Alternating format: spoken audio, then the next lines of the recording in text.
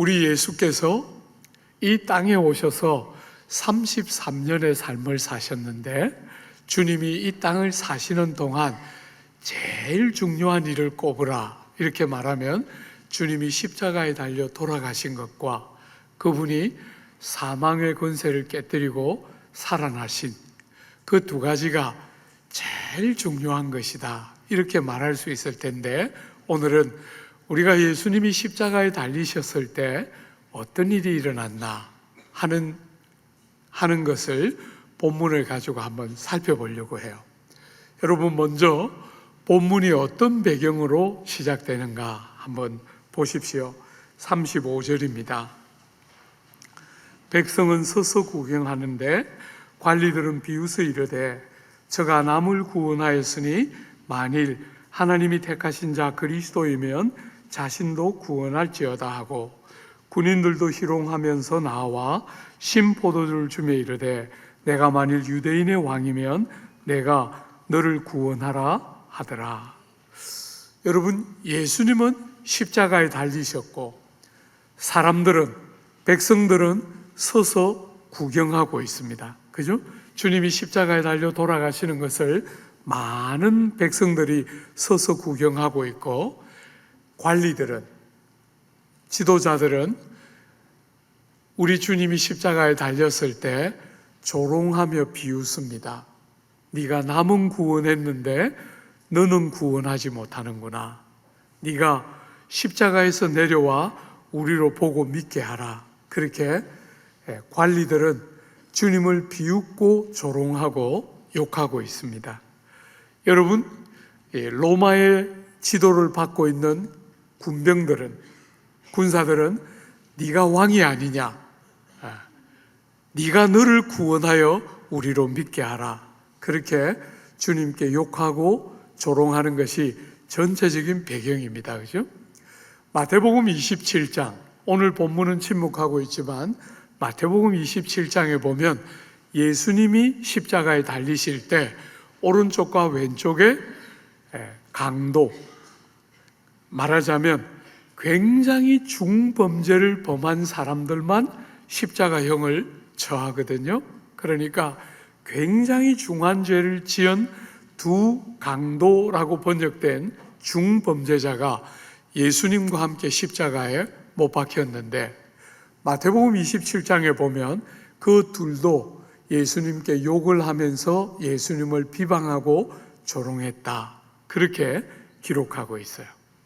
사랑하는 여러분, 이렇게 주변에 많은 사람이 모여있고 모여있는 사람들이 예수님을 다 조롱하고 욕하면서 비방할 때 참 놀랍게 예수님과 함께 십자가에 못 박혀 있는 두 강도 중에 한 사람에게 변화가 일어나요. 여러분, 우리가 세상 살면서 사람 참 안 바뀐다, 그런 거 참 많이 느끼잖아요. 그죠?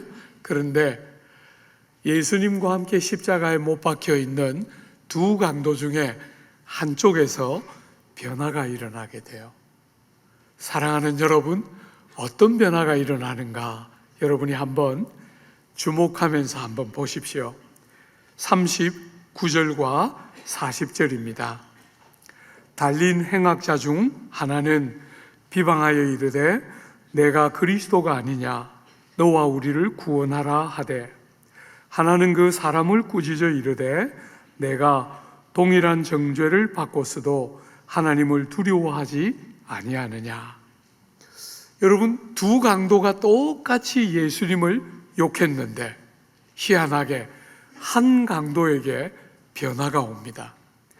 여러분이 보신 것처럼 한 강도는 여전히 예수님께 비방하며 욕하며 예수님을 조롱하고 있는데, 네가 그리스도가 아니냐, 너와 우리를 한번 구원해보라 하면서 예수님을 조롱하고 욕하고 있는데, 한편에 있던 또 다른 강도에게는 변화가 왔어요. 사랑하는 여러분, 어떤 사람들은 이 한편 강도의 변화에 진정성을 믿을 수 없다, 이렇게 생각해요. 죽음을 목전에 놓고 지푸라기로도 잡으려고 할 텐데 이 사람의 변화가 진실한 변화라고 믿을 수가 없다는 거죠. 근데 여러분, 오늘 저와 함께 이 사람의 이야기를 잘 주목해서 보면 우리가 소위 말해서 예수 믿는다, 구원받았다, 혹은 회심했다 할 때 그 믿음과 회심의 결정적이고 참된 요소들이 이 한 강도의 말 안에 그대로 묻어 있는 것을 우리가 보게 돼요. 거듭나지 않고 할 수 없는 이야기들을 한편의 강도가 하고 있고 그의 변화가 진실한 변화다라고 봐도 아무 손색이 없는 온전한 믿음의 고백들이 나오고 있는 거 우리가 보게 돼요. 그런 문제의식을 가지고 한번 볼까요? 40절입니다. 하나는 그 사람을 꾸짖어 이르되 내가 동일한 정죄를 받고서도 하나님을 두려워하지 아니하느냐.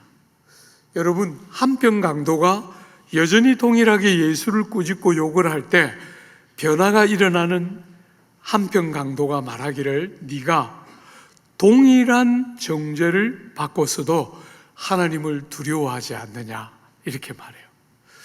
여러분, 첫 번째, 이 사람에게 일어나는 변화의 첫 번째가 뭡니까? 하나님을 아는 지식이 열리고 있어요. 하나님을 아는 지식. 어떤 면에서 십자가의 중형벌을 받는 사람은 정말 큰 죄를 범한 사람이에요. 이 사람의 평생이 어땠을지 우리는 잘은 모르지만 이 십자가에 달리는 사람은 보통 범죄를 가지고 달리는 사람이 아니기 때문에 그의 평생의 삶이 정말 많이 깨어져서 죄의 죄가 더해지고 마침내 십자가에서 죽게 되었다 생각해도 하등의 문제가 아닐 거예요. 그런 사람의 삶에 뭐가 일어납니까? 하나님에 대한 공경하는 마음, 하나님을 두려워하는 마음이 생깁니다. 네가 그 예수님을 꾸준히 비난하고 있는 그 다른 쪽에 있는 강도를 향해서 네가 동일한 정죄를 받고도 아직도 하나님을 두려워하지 않고 있구나 이렇게 말하고 있어요. 이 강도의 이 깨달음이 오고 있는 강도의 마음에 하나님에 대한 두려움이 생긴 거죠. 그죠? 그렇게 많은 죄를 지을 때 하나님은 면전에 없었어요. 하나님은 안중에 없었고 하나님은 전혀 두려움의 대상으로 여기지 않았어요. 그런데 이 삶의 마지막 순간에 하나님 앞에 서서 심판받게 될 날을 깨닫게 돼요. 그죠? 그리고 정말 의지 가지 없는 자신의 모습을 보게 됩니다. 하나님을 향한 경건한 두려움이 생기는 것이죠. 매를 맞고 싶어 하지 않는 것이 아니고 불행을 싫어하는 것이 아니고 하나님을 사랑하는 데서 오는 경건한 두려움이 이 한편 강도에게 시작되고 있는 거예요. 하나님을 아는 지식이 열리는 것이죠. 여러분, 우리가 잠언이나 시편 같은 소위 말하는 지혜서들을 읽을 때 언제든지 그 지혜자들이 여러분과 저에게 늘 말하는 예수 믿는 가장 중요한 표시, 우리가 예수를 믿는다 이렇게 말할 때 제일 중요한 표시 중에 하나가 뭡니까? 여호와를 경외하는 것이 지혜와 지식의 근본이다. 여러분과 제가 성도다 할 때 우리의 삶에 일어나는 제일 중요한 변화 중에 하나는 하나님을 공경하는 마음으로 하게 되는 사랑과 두려움이시요. 그죠? 하나님을 많이 사랑하는 데서 오는 경건한 두려움. 사랑하는 여러분, 평생 어떤 죄를 지으면서도 별로 그렇게 겁을 내지 않았던 이 사람의 마음에 하나님을 향한 경건한 두려움이 생기는 거예요. 언젠가 하나님 앞에 서서 우리의 삶 전부를 계산할 순간이 온다는 인식이 생기는 것이죠. 그죠? 어떤 면에서 이분은 하나님에 대한 아무런 고려 없는 삶을 살아왔을 거라고 생각해요. 그런데 이 십자가 위에서 이해할 수 없었던 예수님을 거듭거듭 지켜보면서 이 한평 강도의 마음에 변화가 일어나는데, 첫 번째가 하나님을 아는 지식이 열리는 것이 보이는 거예요. 두 번째, 여러분 41절 한번 보십시오. 41절에 보면 우리는 우리가 행한 일에 상당한 보응을 받는 것이니 이에 당연하거니와. 여러분, 두 번째, 이 사람에게 일어나는 두 번째 변화는 뭡니까? 자기를 아는 지식이 열립니다. 사랑하는 여러분, 기독교, 예수를 믿는다, 하나님을 믿는다 하는 기독교는 그 어딘가에 계시는 신을 막연하게 위하는 종교라고 성경은 말하지 않아요. 성경은 여러분이 하나님을 만나게 되면, 하나님을 아는 지식이 여러분에게 생기면 여러분을 보는 지식이 열립니다. 여러분이 어떤 사람인가? 특별히 그 중에서도 뭐가 보입니까? 죄가 보입니다. 대부분의 사람은 하나님을 아는 지식이 열리고 자기를 아는 지식이 열리기 전까지 대부분의 사람들은 내가 뭐 그렇게까지 나쁜 사람일까 이렇게 생각해요. 그런데 하나님을 알면 자기를 아는 지각이 함께 열려지는데, 우리가 바울의 글에서 본 것처럼 나는 죄인의 괴수라. 사랑하는 여러분, 바울이 처음에 회심할 때 한 말이 아닙니다. 30년이 넘는 세월을 선교 여행을 다니면서 생명을 다 들여서 복음을 위해서 살았는데 생애 말미에 나는 죄인의 괴수라 이렇게 말해요. 자기가 보이는 거예요. 자기가 얼마나 추하고 악한지가 보인다는 거예요. 내가 생각하는 것보다 얼마나 부패하고 더럽고 나쁘고 악한지가 보인다는 거예요. 주 안에 사랑하는 귀한 교우 여러분, 여러분 눈에 보여야 합니다. 여러분이 보여야 하고, 여러분의 그냥 껍질이 아니라 여러분의 중심이 얼마나 추하고 얼마나 부패하고 얼마나 악한지 여러분의 눈에 보여야 해요. 그게 신앙입니다. 신앙. 여러분의 눈에 여러분의 본질이 안 보이면 우리는 겸손을 떨 뿐이지 성경이 기대하는 참된 겸손은 아무것도 모르게 되는 거예요. 오늘 이 한평 강도에게 자기가 보이는 겁니다. 자기가. 그죠? 우리는 우리가 했던 일에 합당한 형벌을 받는 거, 이렇게 형벌 받는 거 합당한 것이다. 이게 뭐 잘못되고 억울한 것이 아니고 내가 당연히 당해야 될 형벌을 나는 받는 것이다 하고 죄가 깨달아지고 그 죄에 대한 형벌을 억울하다고 여기지 않고 정당하다고 받아들이는 변화가 보이는 거예요. 여러분, 우리가 한 번씩 나쁜 짓을 해서 재판을 받는 사람들을 보면 늘 말하잖아요. 그죠? 나도 잘한 게 있는데 왜 나만 갖고 그래? 그게 늘 그 사람들이 하는 말이에요. 저는 우리 조국 사회에서도 우리가 서구에서 보는 것처럼 잘못된 일을 했을 때 정말 겸손하게 잘못했습니다 하는 사람들이 많이 나와야 한다고 생각해요. 복음이 눈을 열어서 자기를 보게 하지 않으면 그런 일은 가능하지가 않은 거죠. 그죠? 그런데 이 한평 강도에게 자기를 아는 지식이 열리고 있는 거예요. 나는 이런 형벌을 받아 마땅한 죄인이다 하고 자기를 인정하는 것이죠. 사랑하는 여러분, 주님을 만나기 전까지 우리가 하나님을 아는 지식이 우리의 삶에 열리기 전까지 어지간히 남만큼 산다고 다 생각하고 살아가지만 주님을 딱 만나고 나면 베드로처럼 주여 나를 떠나소서 나는 죄인입니다 이렇게 말해요. 그죠? 모든 시대를 살았던 믿음의 사람들이 주님을 아는 지식이 열릴 때 자기를 아는 지식이 같이 열리게 돼요. 자기가 보이는 것이죠. 얼마나 추하고 악하여서 주님은 내 곁에 계실 수가 없는 분입니다. 나를 떠나십시오. 이렇게 말하는 자기를 아는 지식이 열리게 된다는 거예요. 사랑하는 여러분, 이 두 가지 지식은 너무너무 중요한, 여러분이 예수 믿고 거듭나서 성도가 될 때 꼭 필요한 지식이지만 하나가 더 더해지지 않으면 이 모든 것은 다 불완전한 것이에요.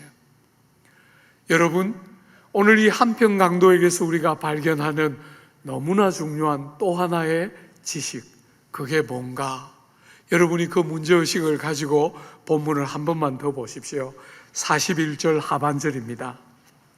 41절 하반절부터 42절. 이 사람이 행한 것은 옳지 않은 것이 없느니라 하고 이르되 예수여 당신의 나라에 임하실 때에 나를 기억하소서 하니. 사랑하는 여러분, 오늘 이 한평 강도에게 임하는 세 번째 중요한 변화, 그게 뭡니까? 예수 그리스도에 관한 지식입니다. 여러분이 앞에 나오는 두 가지의 지식을 갖는 것은 너무 중요하지만 세 번째가 없으면 아무것도 아니에요. 아무것도 아니에요. 내가 얼마나 추하고 악한가를 깨닫는 것은 너무너무 중요하지만 그리스도를 아는 지식이 없으면 그것은 여러분을 짓누르고 여러분을 억압하는 주제에 불과하지만 그 여러분을 보는 눈이 열렸을 때 그 열린 눈이 여러분을 그리스도를 아는 지식으로 데려갈 때 우리는 정말 제대로 된 신앙인의 자리에까지 들어가게 되는 거예요. 사랑하는 여러분, 그래서 학자들은 말하기를 회심을 했다, 한 사람이 거듭나서 회심했다 이렇게 말할 때 회심의 진정성을 평가하는 두 가지 기준이 있다는 거예요. 죄를 깨달아서 회개하고 돌이켰는가 하는 죄에 대한 깨달음과 돌이킴, 이게 정말 이 사람이 거듭났는지 안 났는지를 보는 첫 번째 중요한 기준이라면, 또 하나는 그것은 정말 중요하지만 전부가 아니고 충분하지가 않아요. 그런 자기의 죄를 깨달았을 때 자기의 죄를 위하여 주님이 하신 일이 무엇인가를 깨달아 알고 의지하고 믿는 믿음. 그래서 학자들은 말하기를 회개와 믿음이 합쳐질 때 비로소 진실한 회심이 일어난다는 거예요. 여러분이 죄인인 것을 깨닫는 것만 가지고는 참된 용서와 구원의 영광에 이르지를 못하는 것이죠. 그죠? 죄를 깨닫는 것은 굉장히 중요한 일이지만 그것은 구원의 전부가 아니에요. 죄를 깨달아서 의지가지 없는 우리를 위해서 구주 예수께서 어떤 일을 하셨는지를 알고 그 주님을 모셔드리고 전심으로 의지하는 바로 그것이 회심의 진정성을 평가할 때 아주 중요한 요소인 믿음이라는 요소인 거예요. 사랑하는 여러분, 예수를 아는 지식이 열리는 것이 너무나 중요한데 오늘 본문의 한평 강도에게서 우리는 두 가지, 그가 예수를 아는 두 가지 지식을 깨닫게 된 것을 보게 돼요. 우리가 읽었던 41절 뒷부분에 이렇게 말했죠. 이 사람이 행한 것은 옳지 않은 것이 없느니라. 여러분, 모두가 주변에 서서 조롱하고 비웃고 욕을 쏟아붓는데 한평 강도에게 이런 놀라운 변화가 일어나는 거예요. 이 사람이 행한 것 중에 옳지 않은 것은 아무것도 없다. 사랑하는 여러분, 여러분이 누가복음을 시간을 내서 특별히 23장을 자세히 한번 읽어보면 누가복음 23장에 빌라도가 예수님을 신문하는 장면이 여러 번 반복해서 나와요. 여러분 4절, 14절, 15절, 22절 4번에 걸쳐서 빌라도가 나는 이 사람에게서 죄를 찾지 못하였노라. 4번이나 이 누가복음 23장에 4번이나 반복해서 빌라도가 이 사람은 죄가 없다. 나는 너희가 말하는 죄를 이 사람에게서 발견하지 못했다는 말을 4번이나 빌라도가 반복해요. 그리고 오늘 본문에 한평 강도의 입을 빌어 한 번 더 강조해요. 여러분 히브리서 4장에 보면 히브리서 기자가 예수께서 우리의 사람의 몸을 입고 이 땅에 오셔서 모든 면에서 우리와 똑같이 되셨는데 죄는 없으시니라. 여러분 죄는 없으시니라, 이 사실을 얼마나 신약 성경은 강조하고 있는지 몰라요. 십자가에 달리셨는데 죄가 없다, 죄를 찾지 못했다, 이분이 하신 일은 옳지 않은 것이 없다, 이 말을 여러 번 반복할 때 성경이 무슨 말을 하고 싶어 한 것입니까? 주님은 억울하게 돌아가셨다, 그런 뜻이 아니지요. 그죠?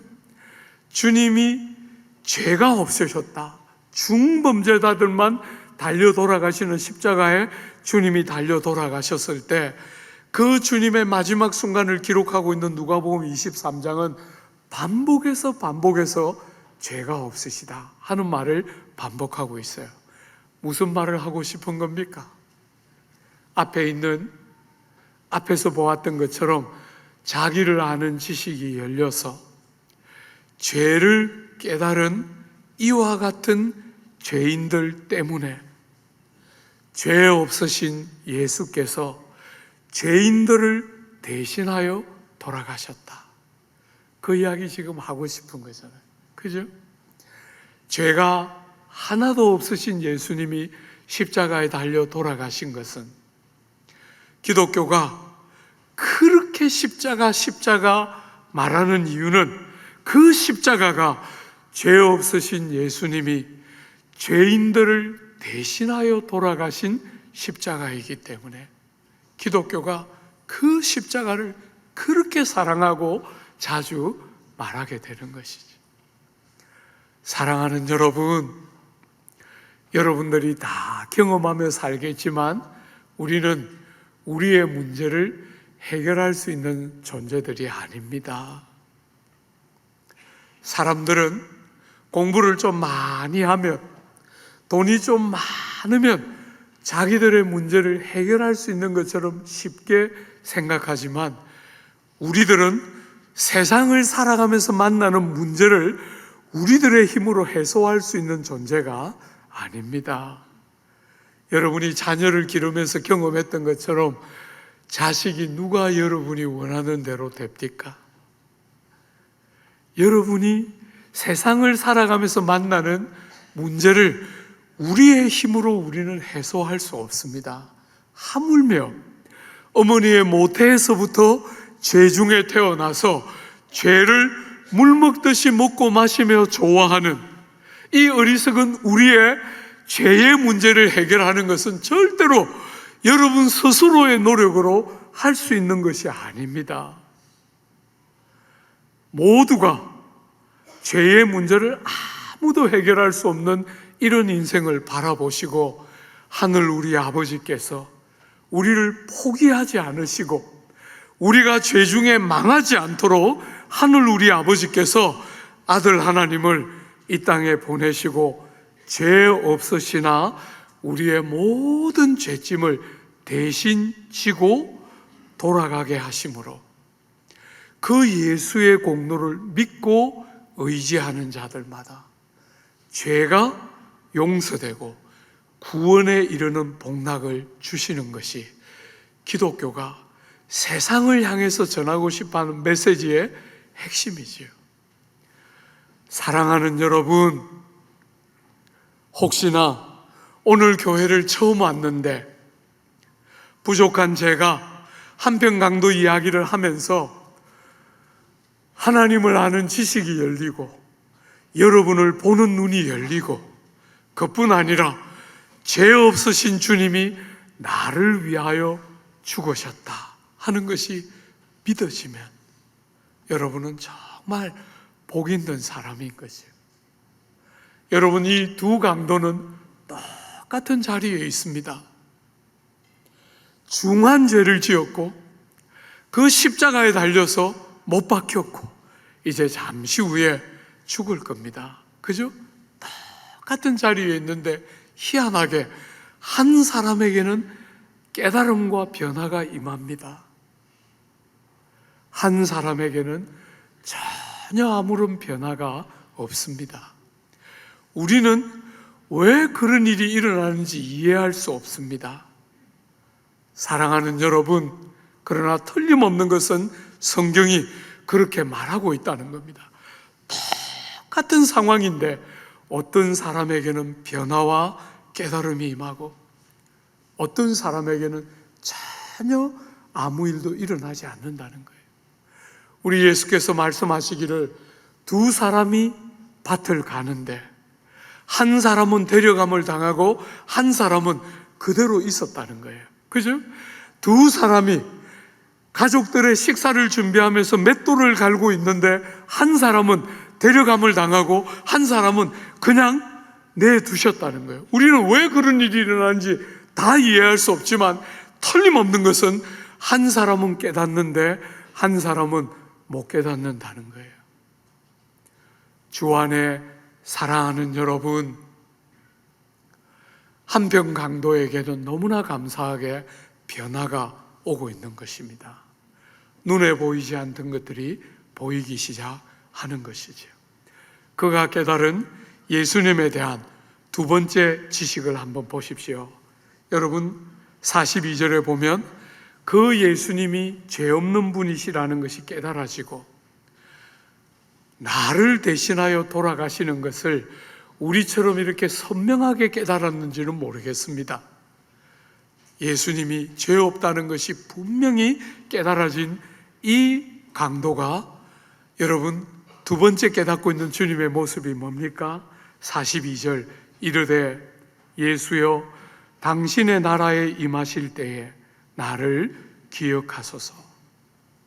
사랑하는 여러분, 예수에 대한 지식이 열리는데 어떻게 열립니까? 왕이시고 구주이심이 열립니다. 사랑하는 여러분, 지금 예수님의 모습에 어떤 부분이 왕같이 보입니까? 아무것도 왕 같은 모습이 안 보입니다. 여러분이 아는 것처럼 주님이 이 골고다 언덕을 올라오시기 전에 십자가를 지고 오시다가 쓰러져서 십자가를 구레네 사람 시몬이 대신 졌습니다. 기진맥진하고 무수한 사람들이 손가락질하고 조롱할 때 한마디도 대받아치지 못하는 너무나 연약하고 아무 왕으로서의 모습을 아무것도 가지고 있지 않는데 희한하게 눈이 열리고 당신의 나라가 임하실 때에 나라를 통치하는 왕인 것처럼 보고 있는 것입니다. 그죠? 눈이 열리는 것입니다. 어디에도 이분이 왕 같음을 아무것도 볼 수 없는데 희한하게 눈이 열리면서 참 놀라운 주님에 대한 지각이 열리고 있는 것이에요. 사랑하는 여러분, 예수께서 날 위하여 돌아가셨구나 깨달아지면서 자기의 삶을 주님께 의탁합니다. 아무데도 의지할 데 없는 이 의지가지 없는 마지막 십자가 위에서 아무데도 의지할 데 없는 자기를 주님 당신의 나라가 임하실 때 나를 기억해 주십시오. 지나가실 때, 내 앞을 지나가실 때 모른 채 하지 마시고 눈길을 한 번이라도 주십시오. 나를 전혀 못 본 채 하지 마시고 꼭 기억하셔서 아는 채 해주시기를 당부합니다 하고 자기의 삶을 주님께 의탁해요. 사랑하는 여러분, 믿는 것은 그런 것이죠. 그죠? 그분이 왕이시고 그분이 나의 구주시다 하고 믿는 것은 뭐냐면 여러분의 삶을 의탁하는 것이에요. 내 힘으로 도저히 감당되지 않는 이 인생의 무수한 질고와 우리가 어머니 모태부터 가지고 태어나서 도저히 이길 힘이 없는 죄를 주님이 나를 대신하여 감당해 주신 주님을 의지함으로 이렇게 망가지고 어그러지고 냄새나고 부패하고 악하고 추한 내 인생을 주님께 의탁하는 것이죠. 그죠? 사랑하는 여러분, 의지가지 없는 이 세상에 우리의 구주가, 우리의 중보자가, 우리의 구원자가 그분이시다 하고 우리가 주님께 우리의 인생을 의탁하는 것이죠.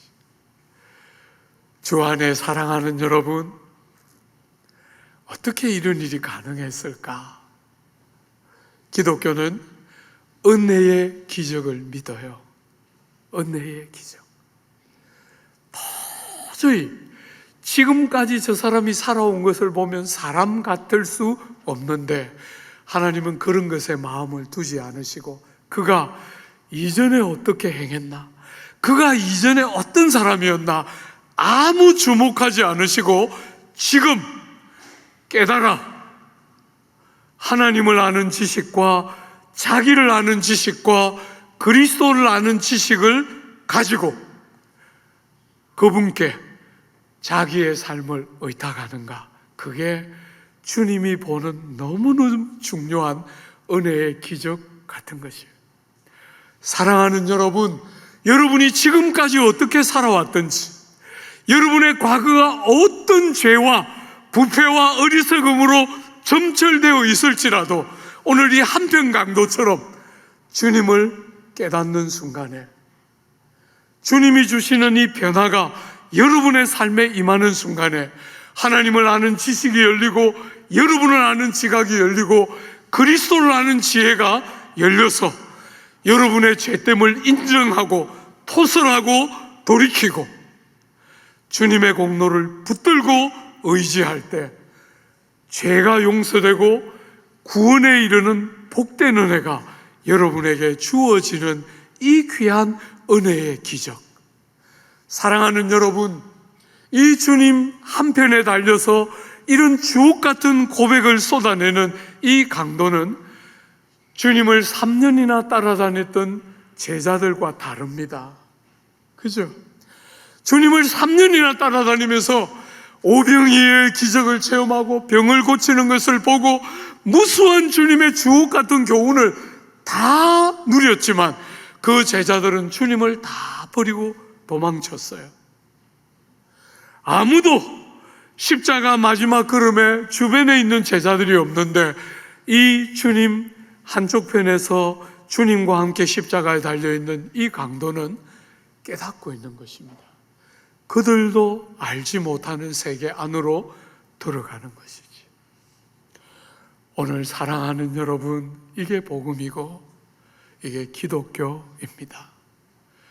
여러분의 과거가 어떠하든지 아무도 차별하지 않고 죄 없으시나 우리를 대신하여 돌아가신 주님의 공로를 믿는 자들마다 우리의 죄됨과 악함과 의지가지 없음을 알고 주님의 공로를 붙들고 의지하는 자마다 죄가 용서되고 구원에 이르는 은혜가 허락되는 것이지요.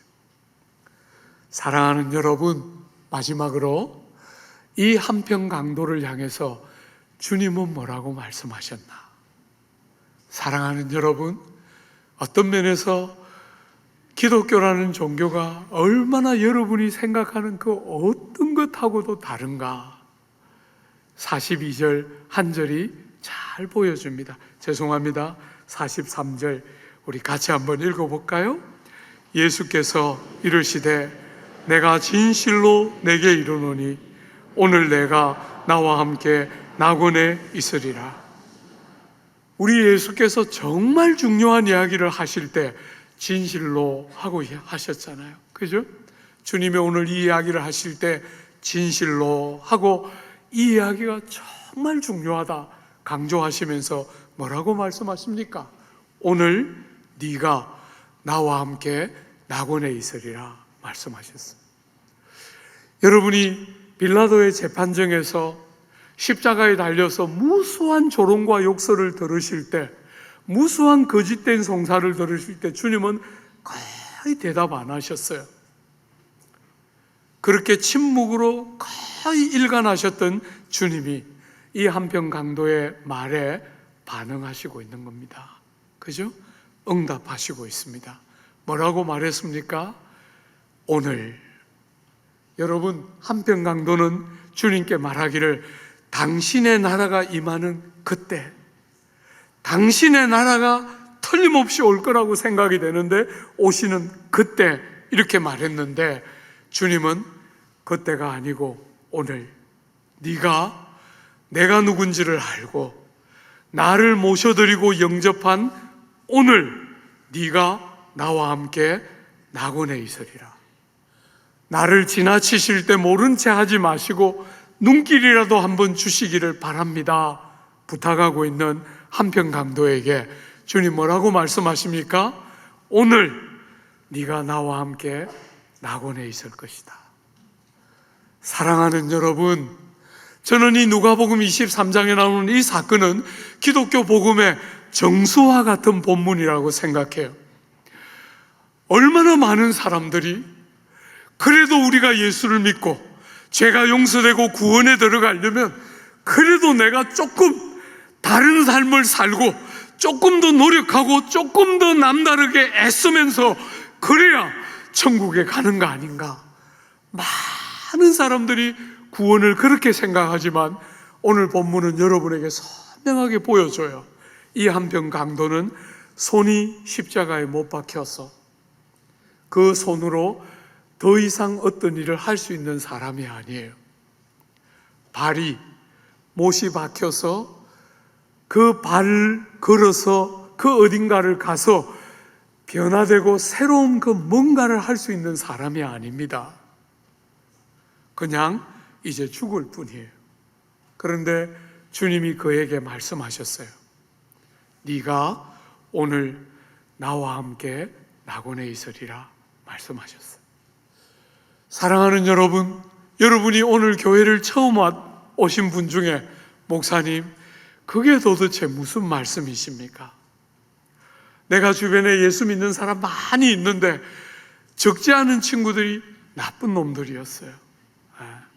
여러분들 가운데 혹시 그렇게 말하고 싶은 분들 계실 거예요. 여러분들이 그렇게 말하게 해서 너무 죄송해요.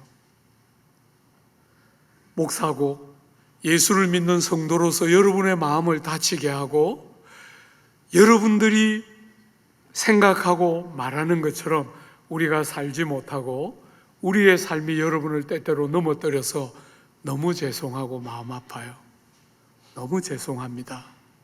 그렇지만 여러분, 성경이 말하는 천국은 언젠가 들어가는 천국이 아닙니다. 우리가 예수 믿는 그 순간부터 우리의 삶에 임해서 여러분을 넘어뜨리고 여러분들에게 에구 저게 무슨 예수 믿는 거야 이렇게 말할 만큼 참 모순이 많고 한계투성이어서 여러분을 아프게 하고 넘어뜨리는 너무 부끄럽고 죄송하지만 성경은 그렇게 불완전한 우리의 삶에 이미 하나님 나라가 경험되기 시작하고 예수가 주시는 용서가 누려지기 시작하고 주님이 주시는 구원의 말할 수 없는 영광과 복락이 그 순간부터 우리의 삶에 와서 경험되고 참여하고 누려지기 시작하면서 비록 완성은 아니지만 모순이 있고 넘어짐이 있고 한계가 틀림없이 아직도 우리의 삶에 남아있어서 여러분을 충분히 만족시키지 못하는 약점이 우리 안에 있지만 그때부터 구원이 이미 시작되고 완성의 틀림없이 이르게 된다고 가르치고 있어요. 주 안에 사랑하는 여러분, 주님께서 이 지금 한평 강도에게 낙원을 말씀하고 있는 것 눈여겨 보십시오. 여러분의 인생이 이 땅을 살고 죽으면 끝이 아닙니다. 여러분이 인생을 한 번만 더 생각해 보십시오. 얼마나 잠시 왔고, 얼마나 아픔이 많고, 얼마나 질고가 많습니까? 이렇게 살다가 여러분의 존재가 끝나는 것이라고 성경은 말하지 않습니다. 영원히 있습니다. 죽음이 전부가 아닙니다. 강도에게 주님이 말씀하셨습니다. 네가 나와 함께 낙원에 있으리라. 생명은 끊어지는 순간이 오겠지만 그 생명이 끝나면 다 끝나는 것이 아니라 몸은 땅에 묻히지만 여러분의 영혼은 주님과 함께 낙원에 임하게 된다. 이게 성경의 변함없는 메시지이고, 사랑하는 여러분, 여러분과 저는 영혼을 위하여 지어진 존재들입니다. 죽음은 끝이 아닙니다. 우리 인생은 이렇게 짧게 살고 끝나도록 지어지지 않았고 영생이 있고 영원히 있습니다.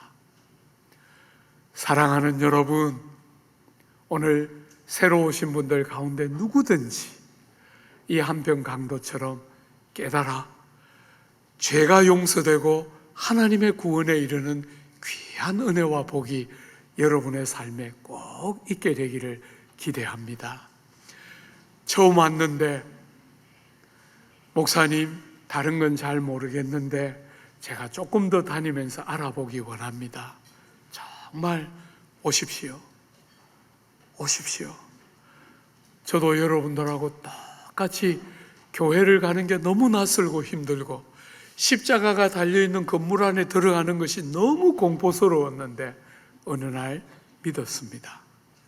사랑하는 여러분, 이미 성도로 정확하게 거듭나서 구원의 확신을 갖고 살지만 어느덧 은혜에 대한 감각을 다 상실하고 살아가는 메마른 삶을 사는 성도들이 있습니까?